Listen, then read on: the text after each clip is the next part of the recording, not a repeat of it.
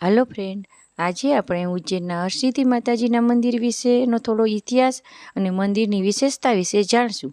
તો આપણે એ જાણીએ એ પહેલાં મારા વિડીયોને લાઇક, શેર અને સબસ્ક્રાઈબ જરૂર કરી દેજો અને કમેન્ટમાં જય હરસિદ્ધિ માતાજી લખવાનું ભૂલતા નહીં।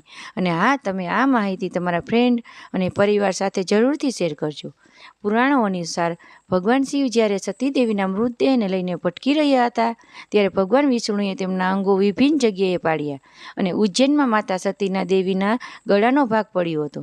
આથી ઉજ્જૈનનું હરસિદ્ધિ મંદિર શક્તિપીઠ તરીકે પ્રસિદ્ધ બન્યું। ઉજ્જૈનના પ્રખ્યાત સમ્રાટ વિક્રમાદિત્યએ અહીં માતાજીની ખૂબ ભક્તિ કરી હતી। કહેવાય છે કે તેને અહીં તપસ્યા કરી હતી અને માતાજીનું ભવ્ય મંદિર બનાવ્યું। માતાજીએ તેને આશીર્વાદ આપ્યા હતા। મંદિરની નજીક 2 ઊંચા દીપસ્તંભ છે। આ દીપસ્તંભોમાં હજારો દીવા પ્રગટાવવામાં આવે છે, જે અદ્ભુત દ્રશ્ય હોય છે। મંદિરમાં શ્રી હરસિદ્ધિ માતાજીનું અતિ પ્રાચીન વિગ્રહ છે। તે લાલ રંગથી ભવ્ય શણગારેલું છે। બાજુમાં શ્રી મહાલક્ષ્મી અને મહા સરસ્વતી માતાજીનું પણ સ્થાન છે। અહીં નવરાત્રિ, દશેરા અને ચૈત્ર મહિનામાં વિશેષ મહોત્સવ થાય છે। મોટી સંખ્યામાં ભક્તો હાજરી આપે છે।